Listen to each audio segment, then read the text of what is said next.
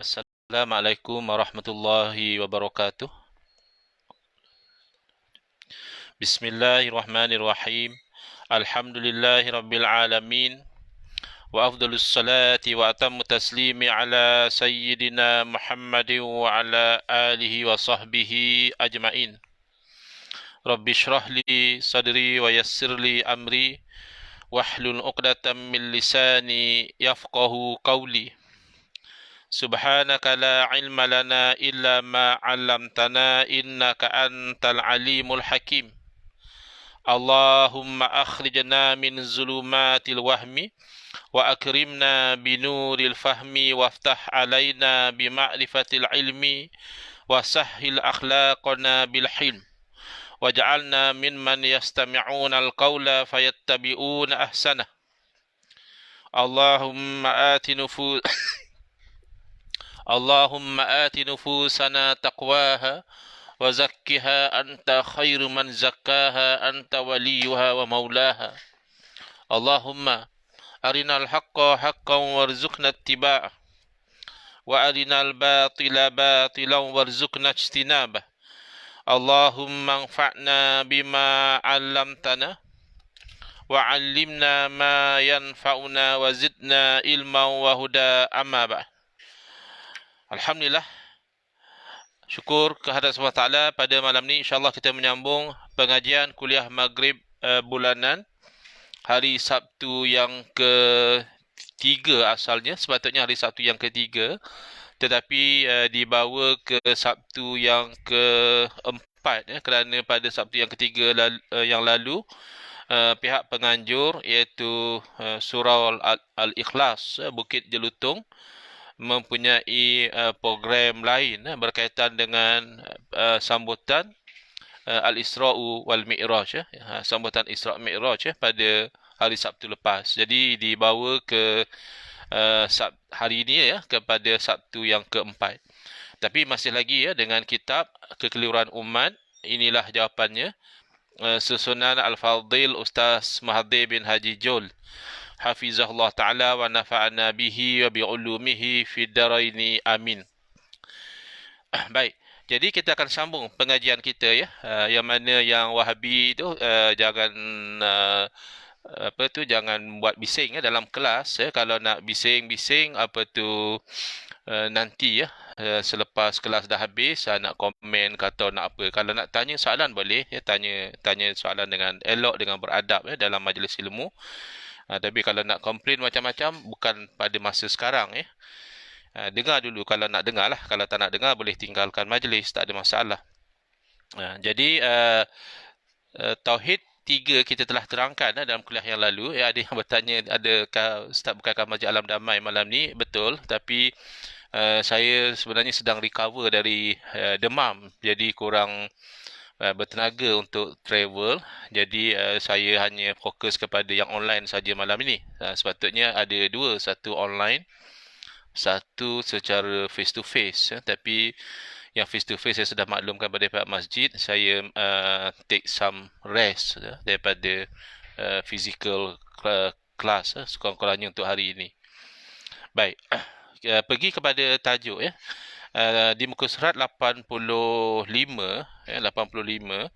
itu kita telah terangkan iaitu pandangan ulama tentang pembahagian tauhid kepada tiga. Kalau ada kawan-kawan kita yang bukan Wahabi lah, kita kata peminat Wahabi lah sedang tak ramai yang suka nak mengaku Wahabi ni tapi mempertahankan, menyokong marah kalau orang kata Wahabi tak betul. Tak apalah kita kata bukan Wahabi pun mungkin peminat atau pembela Wahabi. Pertama kena faham beberapa perkara tentang tauhid tiga ini, iaitu masalah dengan tauhid tiga bukan pada istilah dia. Makna kita tak ada komplain nak namakan itu tauhid tiga. Bahkan dalam tauhid sifat 20 juga ada yang dikatakan sebagai tauhid tiga, tapi istilahnya sedikit berbeza, iaitu wahdaniyatu azad mengesakan Allah pada zat, wahdaniyatus sifat, mengesakan Allah pada sifat, dan wahdaniyatul af'al, mengesakan Allah pada perbuatan. Itu mungkin kita boleh kata Tauhid 3 versi Tauhid Sifat 20. Dalam pengajian Tauhid Sifat 20 pun ada Tauhid 3. So kita tak ada masalah tentang istilah. Itu yang pertama yang kawan-kawan kita kena faham. Jangan kata apa salahnya nak bagi tauhid pada 3. Ini adalah ijtihad, ini adalah istinbat. Dia tak ada masalah, silakan. Nak bagi tauhid pada 3, nak bagi tauhid kepada 5, nak bagi tauhid kepada sifat 20, nak bagi tauhid kepada sifat 50, nak bagi tauhid kepada 64, terpulang. Yang penting isi kandungannya itu tidak menyalahi Al-Quran, tidak menyalahi sunnah Nabi SAW, dan tidak melanggar ijma' ulama' ahli sunnah wal jamaah. Itu dia punya syarat dia. Jadi pembahagian tidak masalah. Yang kedua adalah istilah. Juga kita tidak ada masalah dengan istilah rububiyah, ia diambil pada perkataan Rabbun. Tidak ada masalah dengan istilah uluhiyah ataupun ilahiyah, ia diambil daripada perkataan ilahun. Dan juga tidak ada masalah dengan istilah al-asma, iaitu nama-nama, dan juga as-sifat, iaitu sifat-sifat. Nak namakan tauhidul asma wa sifat juga tidak masalah. Dan bahkan, ini poin yang ketiga, harap kawan-kawan kita yang selalu membangkang bila kita terangkan Tauhid 3 ni ada masalah, ini bangkangan dia, cuba faham dulu beberapa poin ini. Pertama, kita tidak komplain tentang pembahagian itu sendiri, kepada 3, kepada berapa. Yang kedua, kita tidak komplain istilah rububiyah, uluhiyah dan juga asma' wa sifat. Mungkin kalau ada yang komplain pun hanya lebih kepada dari segi ketepatan. Kenapa uluhiyah? Sepatutnya ilahiyah. Okeylah. Itu perkara-perkara yang kita kata perkara yang agak kecil dan juga bersifat teknikal. Yang ketiga adalah kita juga tidak menolak penerangan Tauhid 3 pada peringkat konsep. Pada peringkat menerangkan konsep Tauhid 3 itu, kita dapati ianya adalah benar. Jadi kalau kita bincang isu Wahabi misalnya, dia bukan isu mana kata asal Wahabi kita tolak semua, tidak. Ada juga pegangan-pegangan dalam aliran Wahabi yang masih selari dengan ahli sunnati wal jamaah, maka ya demikian kita tidak tolak. Kita hanya tolak yang bercanggah. Sama saja aliran apa sekalipun. Aliran Mu'tazilah, aliran yang sesat, ahlul bid'ah. Tetapi masih ada pegangan-pegangan Mu'tazilah yang selari dengan ahli sunnah wal jamaah, maka tidak ditolak. Pegangan Syiah ahlul bid'ah, aliran yang sesat. Tapi ada pegangan-pegangan Syiah yang tidak bercanggah dengan ahli sunnah wal jamaah, iaitu kita tidak tolak. Jadi itu prinsip yang kita kena faham. Jadi apabila golongan Wahabi berpegang dengan Tauhid 3, maka pada peringkat awal mereka menerangkan Tauhid Rububiyah daripada perkataan Rabbun. Apa makna Rabb? Iaitu Tuhan. Castillo, tolong jangan ganggu ya. Castillo kalau tak minat nak dengar kuliah, tolong keluar daripada kita punya live ya. Nak troll tu bukan masanya. Kita majlis ilmu, kita jaga adab ya. Kalau nak troll nantilah dah habis majlis tu, datanglah.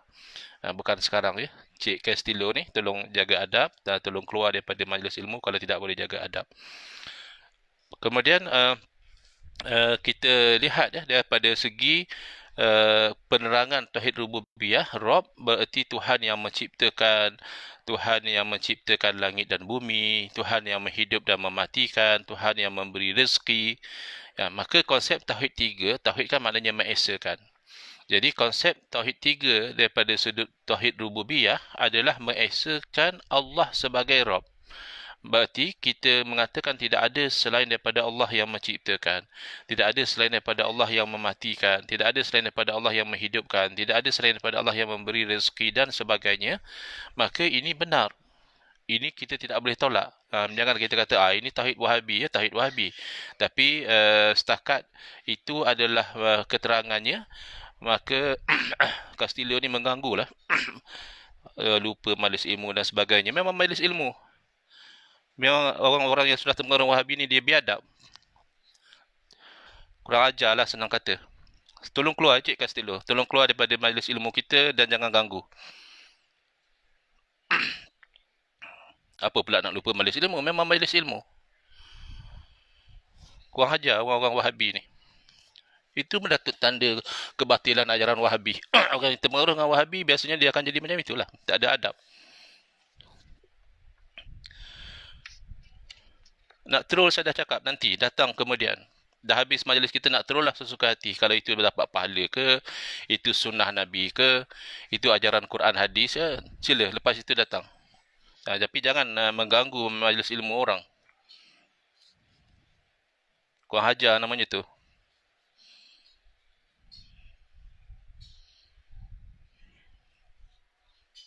Tolong keluar ya Cik Castillo. Kehadiran anda tidak dialu-alukan pada masa majlis. Ya, saya faham. Terima kasih. Memang perangai diorang macam itu, saya faham. Tapi majlis ilmu tu kita kena tegas sikit. Kalau saya kena troll pada masa posting dan sebagainya itu, saya biasa. Tapi saya tak boleh terima kalau mereka mengganggu majlis ilmu. Itu biadab. Kurang hajar.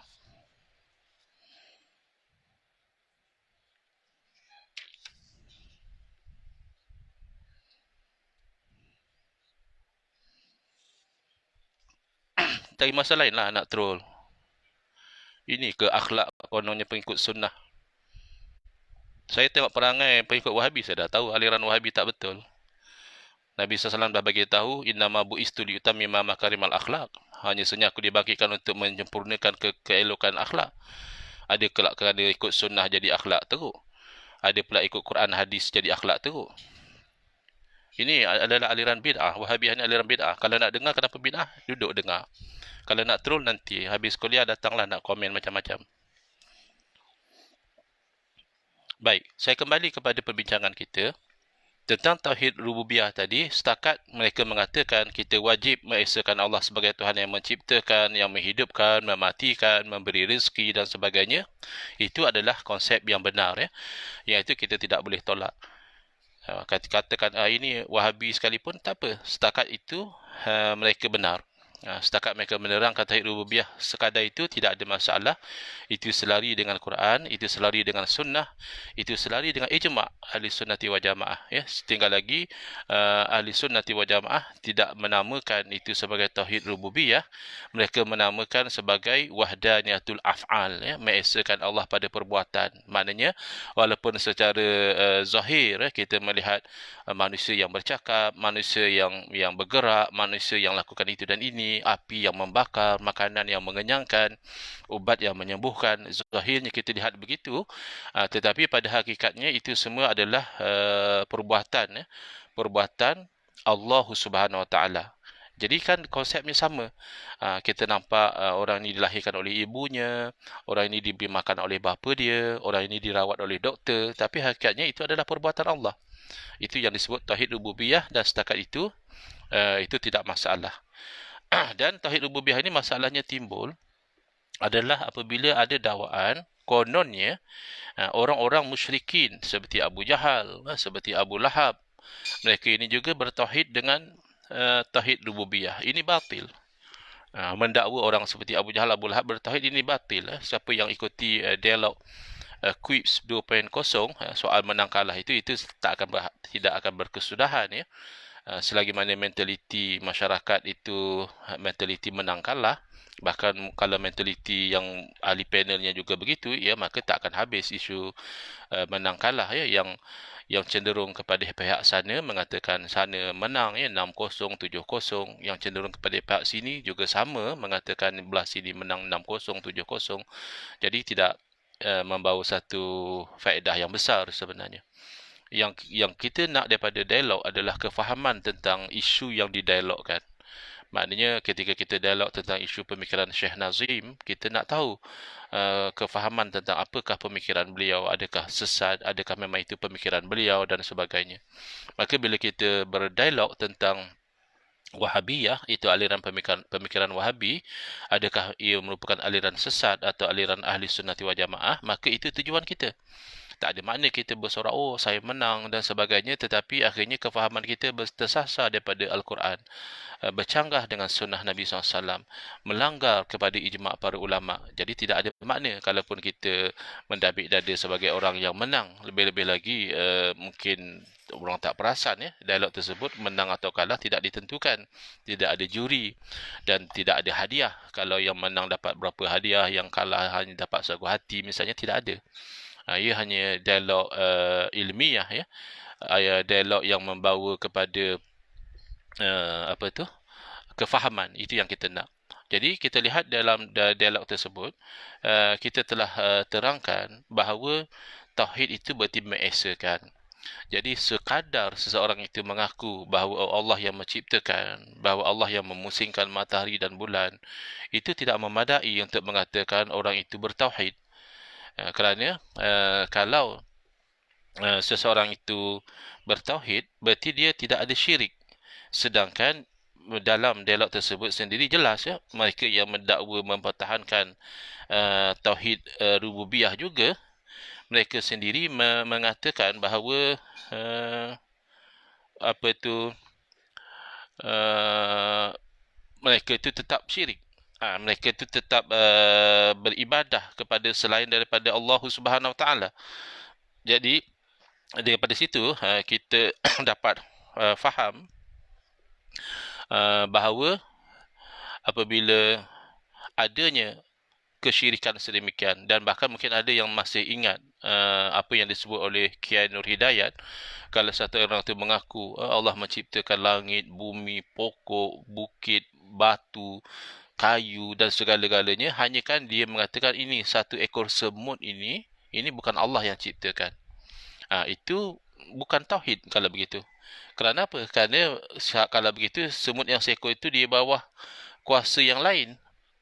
Semut yang seekor itu adalah luar daripada kuasa Allah. Jadi itu bukan tauhid. Tidak ada namanya tauhid rububiyah. Jadi perbezaannya adalah mereka yang mempertahankan tauhid 3, mereka menyangkakan hanya kan semata-mata kerana dalam ayat Quran menyebutkan wala in sa'altahum man khalaqas samawati wal arda wa sakhkhara asy-syamsa wal qamara la yaqulunna Allah. Demi sekiranya kalau mereka itu ditanya, ataupun kalau kamu bertanya kepada mereka siapa yang menciptakan langit dan bumi, yang memusingkan matahari dan bulan, nescaya mereka, yakni orang-orang musyrik, akan menjawab Allah. Semata-mata kerana itu tidak menetapkan tauhid, tidak. Ia hanya menunjukkan bahawa orang-orang musyrikin sebenarnya di dalam kesyirikan mereka, di dalam mereka itu menyembah kepada berhala, mereka sebenarnya tidak mempunyai hujah. Mereka itu hanya semata-mata kerana kerana didorong oleh rasa ta'assub kepada amalan nenek moyang mereka. Hadza ma wajadna alaihi aba'ana. Mereka kata, ni sembah berhala inilah yang kami dapati nenek moyang kami dahulu lakukan. Jadi nanti adalah wahabi-wahabi yang kurang cerdik datang. Dia kata, oh samalah macam kamu orang. Kamu orang juga mempertahankan amalan nenek moyang. Berbeza. Kerana amalan nenek moyang yang dipertahankan oleh umat Islam itu ada sandarannya, ada dia punya dalilnya. Tinggalkan wahabi berdegil, tak mahu faham dalil-dalil ahli sunnah wal jamaah. Berbeza dengan amalan nenek moyang orang-orang musyrikin, itu memang tidak ada dalil. Buktinya mereka sendiri kalau diasak secara ilmiah, kamu sembah berhala ini, adakah berhala yang ciptakan langit dan bumi? Mereka pun tahu kalau mereka tak boleh jawab dia. Adakah berhala yang memusingkan matahari dan bulan? Mereka juga tahu kalau mereka tidak boleh jawab dia. Jadi ayat ini bukan menjadi dalil kalau kita, sebab kadang-kadang mereka ni hanya guna ayat Quran dan membawa kefahaman sendiri. Mereka tidak membawa kefahaman daripada ahli-ahli tafsir yang muktabar. Seperti ayat Al-Quran, wala tad'u ma'allahi ilahan akhar. Mereka kata tidak boleh meminta kepada selain daripada Allah. Padahal kalau kita buka kitab-kitab tafsir yang muktabar, kita akan dapati wala tad'u ay wala ta'bud. Janganlah kamu itu menyembah. Adapun kalau meminta, boleh saja kepada selain daripada Allah. Bahkan ini juga dipersetujui oleh golongan Wahabi kalau boleh meminta kepada makhluk. Tinggal lagi kayu ukur mereka berbeza. Bagi mereka hanya boleh minta kepada makhluk yang masih hidup, syirik kalau meminta kepada makhluk yang telah meninggal dunia. Itu saja beza. Di sisi kita Ahlussunnah wal Jamaah, meminta kepada makhluk yang masih hidup atau yang telah meninggal dunia, kedua-duanya adalah syirik kalau disertai dengan i'tiqad bahawa makhluk itulah yang memberi. Bukan sekadar asbab, tidak. Memang makhluk itu yang memberi, bukannya Allah. Maka ketika itu ia menjadi syirik. Tetapi kita meminta kepada makhluk yang Allah jadikan sebagai sebab kepada pertolongan. Ini yang kelakar. Mereka ini kreatif. Seni kalau berkalau mereka ini kreatif. Apabila diberitahu bahawa istilam kepada Hajarul Aswad, kita istilam atau kita mengucup kepada Hajarul Aswad itu adalah satu bentuk tawassul, maka mereka kreatif. Mereka kata kalau macam itu, boleh ke satu orang pergi ke Hajarul Aswad lalu dia berkata, wahai Hajarul Aswad, dengan kemuliaan yang ada padamu, walaupun kamu tidak memberi manfaat dan mudarat, aku memohon kepada kamu, wahai Hajarul Aswad, begini begitu begini begitu. Ini satu bentuk kebodohan yang dipamerkan sebenarnya. Kenapa? Kerana the fact that istilam atau mengucap Hajarul Aswad itu adalah satu bentuk tawassul, itu jelas. Kerana kalau kita lihat wabtahu ilahil wasilah, dan carilah kepada Allah Ta'ala itu wasilah, jalan, ahli tafsir menafsirkan itu sebagai kurbah, ketaatan. Jadi ketaatan adalah melakukan perkara-perkara yang disuruh dalam agama. Jadi istilam ataupun mengucup Hajarul Aswad itu termasuk perkara yang disuruh, termasuk sunnah Nabi SAW. Maka melakukannya itu satu bentuk tawassul, satu bentuk mengambil wasilah menuju kepada ridha Allah Subhanahu Wa Taala. Tetapi berbeza dengan apa yang direka oleh otak mereka yang anti kepada tawassul, anti kepada istighosah, tapi sebenarnya mereka tidak ada dalil. Yang sebagaimana yang saya ceritakan, demi Allah, saya bertanya kepada mereka dalam mesyuarat, ada tidak dalil yang mengharamkan istighosah dengan orang yang telah meninggal dunia? Lalu mereka dakwa ada, banyak katanya. Dalam Quran ada dalil yang banyak mengharamkan istighosah dengan orang yang telah meninggal dunia. Lalu saya minta satu saja. Sampai ke sudah mereka tidak boleh membawa dalil tersebut. Jadi akhirnya mereka pusing-pusing. Yang dalam dialog semua boleh tonton. Ada pula istilam dengan Hajarul Aswad, tiba-tiba nak dikaitkan dengan menyeru kepada Hajarul Aswad, wahai Hajarul Aswad, walaupun kamu tidak memberi manfaat dan mudarat, tapi dengan kemuliaanmu tolonglah saya, dan sebagainya. Ini kan jelas tidak faham konsep istighosah. Istighosah adalah meminta pertolongan. Dan meminta pertolongan ini ada dua jenis.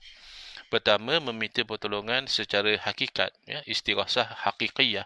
Meminta pertolongan secara hakikat itu hanya boleh kepada Allah Subhanahu Wa Taala. Meminta pertolongan secara hakikat kepada makhluk itu syirik. Apa maksud meminta pertolongan secara hakikat? Iaitu meminta pertolongan dengan keyakinan bahawa yang kita minta tolong daripadanya itulah yang sebenarnya memberi. Iaitu tidak boleh kepada selain daripada Allah Subhanahu Wa Taala. Sementara meminta pertolongan kepada makhluk, maksudnya dengan jalan asbab, kita tahu makhluk tidak boleh buat apa-apa. Kita tahu wala haula wala quwata illa billahil aliyil azim. Kita tahu wallahu khalaqakum ma ta'malun. Tetapi atas dasar berinteraksi dengan asbab, dengan sunnatullah, kalau kita buat begini akan jadi begini, kalau kita buat begini akan jadi begini, maka boleh kita meminta pertolongan kepada makhluk, tapi dengan jalan asbab, dengan jalan usaha dan ikhtiar, bukan dengan jalan hakikat, tidak. Tetapi kita kena ingat, yang kita minta tolong kepada makhluk atas jalan asbab, berarti dia adalah sebab. Allah jadikan ia sebab kepada pertolongan dalam bentuk tadi. Macam kita kata makan. Walaupun kita tidak kata wahai makanan tolonglah saya, tapi in a way kita mendapat pertolongan dari makanan, iaitu dengan cara bila kita makan kita akan rasa kenyang. Jadi bila kita rasa kenyang dan kita iktikad bahawa Allah yang mengenyangkan, tak ada masalah. Tetapi apabila kita itu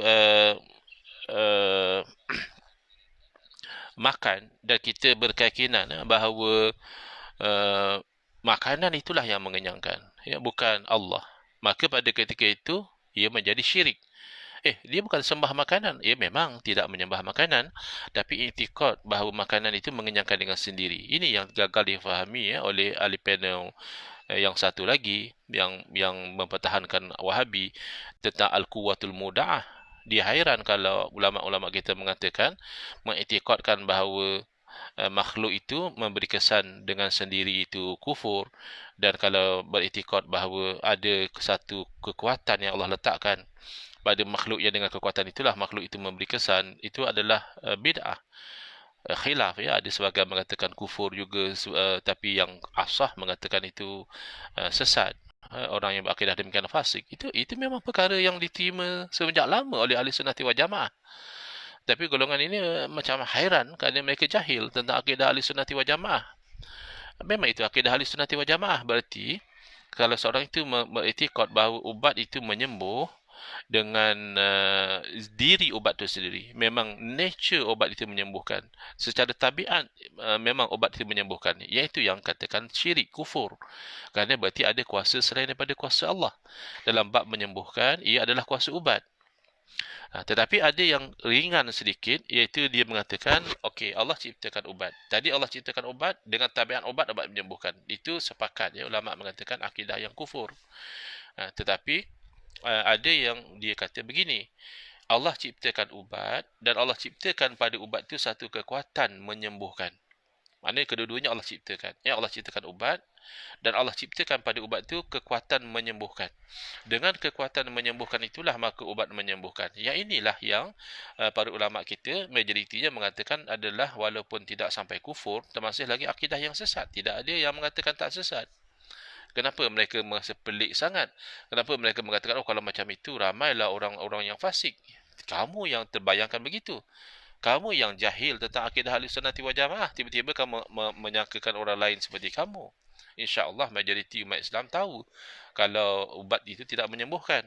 Kalau kita berubat itu hanya usaha dan ikhtiar. Yang menyembuhkan adalah Allah. Itu tidak ada masalah. Tidak ada yang mengatakan fasik orang yang berakidah demikian. Ya, jadi di sinilah masalah dengan akidah tauhid tiga ini. Ketika mana tauhid rububiyah, mereka salah tafsir ayat Al-Quran. Mereka menyangkakan ayat-ayat yang seumpama kita bacakan tadi, wal in sa'altahum man khalaqas samawati wal arda dan seterusnya itu sebagai dalil orang musyrik bertauhid. Tidak. Adakah salafus soleh mereka mendakwa mereka berakidah salaf? Adakah salafus soleh yang menafsirkan ayat tersebut seperti yang mereka tafsirkan? Bahawa orang-orang musyrikin Abu Jahal, Abu Lahab itu kan kami tanya dalam dialog. Kami tanya, mana ulama salaf yang mana yang mengatakan bahawa orang-orang musyrikin seperti Abu Jahal dan Abu Lahab itu bertauhid? Dan mereka tidak dapat jawab. Tapi ialah mereka highlight lah benda-benda yang kita ada kekurangan. Ahli panel kita tidak baca buku tentang Ibn Tumat. Ibn Tumat bukan Wahabi. Jadi dalam dialog Wahabi, kita tidak baca buku tentang tokoh yang bukan Wahabi pun sebenarnya tidak masalah. Tapi dari segi persepsi, kita ada masalah di situ, tak baca buku dan sebagainya. Dan masih ada ya yang masuk troll tentang tak baca buku dan sebagainya. Ini orang-orang yang tidak pentingkan kebenaran. Ya. Mereka tak pentingkan kefahaman pun. Mereka hanya pentingkan rasa puas hati kerana melihat orang yang mereka tidak sokong itu lihat seperti kalah, lihat seperti dah kantoi. Jadi, so be it lah. Macam itulah sahaja kehidupan mereka. Mendapat keseronokan dengan benda-benda yang tidak membawa makna. Sedangkan min husni islamil mar'i tarkuhu ma la ya'nihi. Antara tanda-tanda keindahan Islam seseorang itu adalah mereka meninggalkan apa yang tidak memberi makna kepada mereka. Apa makna kita nak bergeria dengan benda yang tidak ada kaitan dengan isu? Ya, isunya sekarang adalah aliran pemikiran Wahabiyah itu adalah aliran yang sesat itu. Dan kita dah bawa bukti-bukti, data-data kesesatan-kesesatannya dan tidak boleh dibangkang, tidak boleh dijawab. Hanya kan adalah teknik diversion saja. Jadi yang terpedaya, ya terpedaya nasib mereka lah. Ya, yang nampak, insya-Allah mereka tetap nampak kebenaran. Yang kedua, tauhid uluhiyah. Jadi tauhid uluhiyah ni daripada perkataan ilah. Kalau kita katakan Rabb itu maknanya Tuhan, ya ilah juga sebenarnya maknanya Tuhan. Tapi ilah ini dia membawa konotasi Tuhan yang disembah. Kalau Rabb, Tuhan yang menciptakan, menghidupkan, mematikan, memberi rezeki dan sebagainya. Ilah adalah Tuhan yang disembah. Maknanya, daripada satu sudut mereka mengatakan tauhid rububiyah ini adalah melihat kepada perbuatan Allah. Maknanya apa-apa sahaja Allah yang buat. Sementara tauhid uluhiyah melihat kepada perbuatan hamba. Hamba itu menyembah kepada siapa? Kalau dia menyembah kepada Allah, berarti dia bertauhid uluhiyah. Kalau dia menyembah kepada selain daripada Allah SWT, berarti dia syirik. Dia tidak bertauhid uluhiyah. Jadi di setakat itu kita masih boleh terima. Memang kita bersetuju bahawa ada konsep mentauhidkan Allah tu, berarti kita tidak boleh menyembah kepada selain daripada Allah. Itu betul. Haram lagi syirik kalau menyembah kepada selain daripada Allah Subhanahu Wa Taala. Jangan katakan menyembah berhala, menyembah batu, menyembah pokok, menyembah kayu, menyembah apa sahajalah selain daripada Allah. Bahkan kalau kita katakan menyembah makhluk-makhluk yang mulia juga, tetap hukumnya haram dan syirik. Kalau akan takdirlah ya, ada orang menyembah malaikat. Malaikat makhluk Allah yang mulia, yang tidak ada dosa. Tapi menyembah pada mereka tetap haram, tetap syirik. Para nabi misalnya, mereka adalah makhluk-makhluk Allah yang istimewa, makhluk-makhluk Allah yang mulia, yang maksum. Tetapi kalau menyembah kepada para nabi, itu tetap hukumnya haram dan syirik. Jadi tauhid uluhiyah setakat itu tidak bermasalah. Masalahnya adalah pada mana mereka itu mensyirikkan orang-orang Islam dengan alasan kerana mengamalkan tawassul, dengan alasan kerana mengamalkan tabarruk, dengan alasan kerana mengamalkan istighasah. Yang itu yang kita tidak setuju. Kerana tawassul di sisi Ahlussunnah wal Jamaah tidak ada masalah. Mereka mempermasalahkan sama ada mereka mengaitkan tawassul itu dengan syirik atau mereka mempertikaikan tawassul yang dengan orang yang telah meninggal dunia. Ini langsung juga tidak ada dalil. Mereka pandai berhujah, oh agama kita terbina atas dalil, agama terbina atas dalil. Okay, fine. Sekarang ni kamu mempertikaikan amalan tawassul dengan orang yang telah meninggal dunia. Mana dalil kamu? Mana dalil? Bila kita buat dalil, pandai dia kata, oh ini riwayat ini bermasalah. Ya kamu yang kata bermasalah. Imam Ibn Hajar Asqalani yang membawa riwayat itu dalam kitab Fathul Bari tidak mengatakan bermasalah pun. Kamu tahu bermasalah dari mana? Adakah kamu muhadis? Adakah kamu Amirul Mukminin fil hadis seperti Imam Ibn Hajar Asqalani? Tidak. Kamu hanya taklid kepada penilaian Syekh Al-Albani. Dan Syekh Al-Albani tentulah tidak selevel dengan para muhadis, jauh kalau dibandingkan dengan muhadis-muhadis yang seperti Imam Ibn Hajar Asqalani, seperti Imam Nawawi, seperti Imam Al-Baihaqi dan lain-lain. Jauh kalau nak dibandingkan. Jadi bila mereka meletakkan hukum, mereka tak perasan bahawa mereka tidak ada dalil. Jadi kita tanya, mana dalil tak boleh tawassul dengan orang telah meninggal dunia? Tidakkah ketika Nabi SAW mengajar tawassul kepada orang buta, baginda tidak membeza-bezakan? Kalaulah tawassul dengan orang mati haram, hanya kan tawassul boleh dengan orang yang masih hidup, tentulah sebagai seorang Rasul yang bersifat dengan sifat tabligh, dengan sifat menyampaikan, Nabi SAW kena terangkan. Ini tawassul yang saya ajar ni, Allahumma inni as'aluka wa tawajjahu ilaika bi nabiyyika Muhammadin nabiyyi rahmah ya Muhammad inni atawajjahu bika ila rabbi. Oh, jangan Wahabi cukup sensitif kalau kita sebut ya Muhammad, ya Rasulullah, kerana bagi mereka itu kita menyembah Nabi. Tidak. InsyaAllah sejahil-jahil orang Islam dia tahu bahawa Nabi SAW bukan Tuhan. Dia tahu bahawa Nabi SAW abduhu wa rasuluh, hambanya, hamba Allah dan juga utusan Allah. Bukannya Allah, bukannya anak Allah, bukannya seumpama Allah. Tidak. Jadi, bila Nabi SAW mengajar tawassul, Nabi tidak membezakan. Itu satu. Yang kedua, Wahabi mengaku salafi, ikut salaf. Salaf tidak seperti Wahabi. Sahabat Nabi, Sayyidina Uthman bin Hunayf, radhiyallahu ta'ala anhu, mengajar doa tawassul ini kepada seorang lelaki untuk diamalkan itu lama selepas kewafatan Nabi sallallahu alaihi wasallam, iaitu ketika Sayyidina Uthman bin Affan radhiyallahu anhu menjadi khalifah. Beliau ajarkan doa ini kepada lelaki tersebut supaya urusan dia untuk berjumpa dengan khalifah itu dipermudahkan oleh Allah. Berarti sahabat Nabi faham doa tawassul boleh diamalkan selepas kewafatan Nabi sallallahu alaihi wasallam. Adakah kita dalam agama nak ikut kefahaman Wahabi atau nak ikut kefahaman sahabat Nabi? Orang yang ada akal, tentu dia ikut kefahaman sahabat Nabi. Sahabat Nabi tak ada masalah pun ajar orang doa tawassul lepas Nabi SAW wafat. Kerana sahabat Nabi tentu lebih faham bahawa tawassul ini asasnya adalah kerana kemuliaan Nabi SAW. Bukan kerana kehidupan, kerana kemuliaan. Jadi Nabi SAW baginda tetap mulia ketika baginda masih hidup, baginda mulia. Setelah baginda wafat juga baginda mulia. Maka tidak ada satu asas nak bezakan, oh tawassul masa Nabi hidup boleh, tawassul lepas Nabi dah wafat itu haram. Tidak ada. Ini hanya pendapat Ibn Taymiyah. Takkanlah kita nak ta'assub kepada pendapat beliau. Ya, beliau ulama yang hebat, ya, beliau ulama yang berilmu, ya, tapi kesalahan-kesalahan beliau yang mencanggahi Quran, sunnah dan juga ijma' itu kita tak boleh pertahankan. Itulah namanya ta'assub.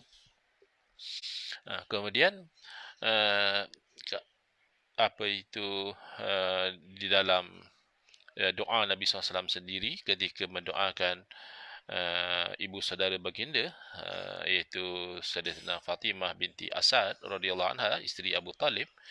Jadi Nabi SAW sudah melayan ibu saudara beliau ni sebagaimana ibu sendiri, kerana beliau dijaga oleh bapa saudara beliau. Lalu ketika selesai urusan pengkebumian, Nabi SAW mendoakan, Allahumma bihaqqi wa haqqil anbiya'i min qabli.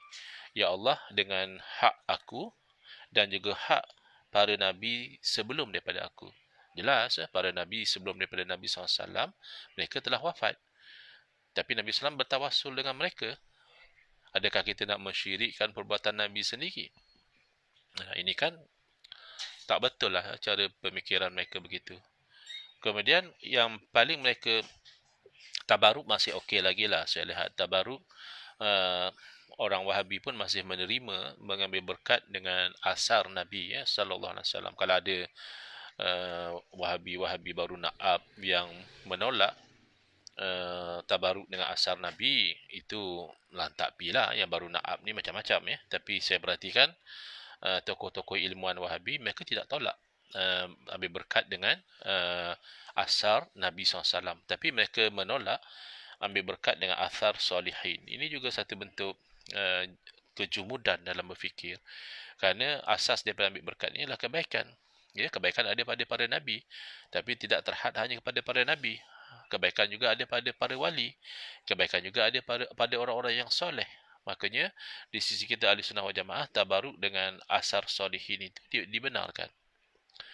Kemudian istighasah yang paling serius, ya, mereka mensyirikkan istighasah dengan orang telah meninggal dunia. Jadi saya telah tanya dalam musyarat dan bahkan dalam dialog baru ini pun kita tanya lagi. Bahkan kita luaskan lagi. Kita apalah tak ada direct dalam Quran hadis dalil yang melarang istighasah dengan orang telah meninggal dunia sekalipun. Sekurangnya adalah ulama salaf yang mengharamkan ataupun mensyirikkan istighasah dengan orang telah meninggal dunia. Kan kita tanya, mana ulama salaf? Akhirnya Ustaz Saman Ali mendakwa Ibn Aqil. Ya, Ibn Aqil bukan ulama salaf. Dan dakwaan beliau juga tak betul. Kerana jelas Al-Imam Ibn Aqil termasuk ulama Ahli Sunnah wal Jamaah yang mengamalkan istighasah, bahkan mengajar cara-cara istighasah dengan Nabi sallallahu alaihi wasallam selepas daripada kewafatan baginda. Jadi ialah orang ahli debat kan, janji nampak menang, nampak boleh jawab. Betul salah itu bagi mereka mungkin tak penting sangat. Yang penting ketika debat tu nampak sepertinya mereka boleh jawab, nampak sepertinya mereka tu ada hujah. Tapi boleh cek. Sekarang kita bukan nak menang atau kalah debat, kita nak berada di atas kebenaran supaya kita berjumpa dengan Allah Subhanahu Wa Taala di atas akidah yang betul. Kita tak mahu berjumpa dengan Allah SWT di atas akidah yang sesat. Jadi sekarang masing-masing take time. Tak perlu gopoh. Okeylah, tak apa. Katalah ustaz aku kalah, tak ada masalah. Oh, ustaz aku tak baca buku. Ya, saya tak mampu nak baca semua buku. Ada buku yang saya baca, ada buku yang saya tak baca. Tak apa. Boleh jadikan satu motivasi untuk lebih banyak membaca. Tak ada masalah. Tetapi, adakah kita nak biarkan kefahaman kita itu celaru dalam bab akidah? Tak boleh. Jadi tidak ada. Realitinya tak ada. Kalau dah ada, katakanlah beliau ni orang yang rajin membaca, buat persediaan yang bagus, tentu beliau dah bawa. Ulama salaf yang mengharamkan istighasah dengan orang mati, tak ada. Dan kalau mereka katakan istighasah dengan orang tak meninggal dunia itu syirik, kan syirik itu menuhankan selain daripada Allah. Jadi berarti kalau minta tolong orang mati itu adalah syirik, minta tolong orang mati adalah menuhankan orang mati. Kalau begitu, minta tolong orang hidup, berarti menuhankan orang hidup. Kalau minta tolong itu syirik dengan orang mati, berarti menuhankan. Itu makna syirik. Menuhankan selain daripada Allah. Jadi minta tolong orang hidup juga tak boleh sepatutnya. Kalau memang istighasah itu menuhankan. Sebenarnya istighasah bukan menuhankan. Menuhankan itu pada i'tiqad. tidak meminta tolong dengan nasi pun, tapi beriktikad nasi yang mengenyangkan, itu syirik. Tidak minta tolong dengan ubat pun, hanya makan ubat saja, tapi bila iktikad bahawa ubat yang menyembuhkan, itu syirik. Ini beza besar antara sunnah jamaah dengan wahabi dalam memahami tauhid dan syirik, beza besar. Akhirnya mereka itu mensyirik-syirikkan kita, dan dalam sejarah mereka telah menghalalkan darah. Oh, Ibn Tumat juga menghalalkan darah. Ya, ramai lagi yang membunuh orang. Bukan Ibn Tumat saja, ramai lagi orang lain. Tapi kita kena faham, sesiapa sahaja yang ada terlibat dengan pembunuhan, itu tidak menghalalkan akidah wahabi. Adakah oleh kerana ada orang lain juga terlibat dalam peperangan, ada orang lain juga terlibat di dalam pembunuhan, bukan Muhammad Abdul Wahab seorang saja, maka akidah Wahabi jadi betul? Tidak. InsyaAllah ya, kita akan sambung pada kuliah akan datang. Hadza wabillahi taufiq wal hidayah. Wassalamualaikum warahmatullahi wabarakatuh. Bismillahirrahmanirrahim. Alhamdulillah bil alamin wassalatu wassalamu ala asyrafil anbiya wal mursalin wa ala alihi wa sahbihi ajma'in. Allahumma shrah sudurana wa ahsin akhlaqana wa azim ujurana wa nawwir qulubana bi nuri hidayatika kama natarada min nuri syamsika abadan abada bi rahmatika ya arhamar rahimin. Walhamdulillah rabbil alamin. Amin ya rabbal alamin. Wal afu minkum.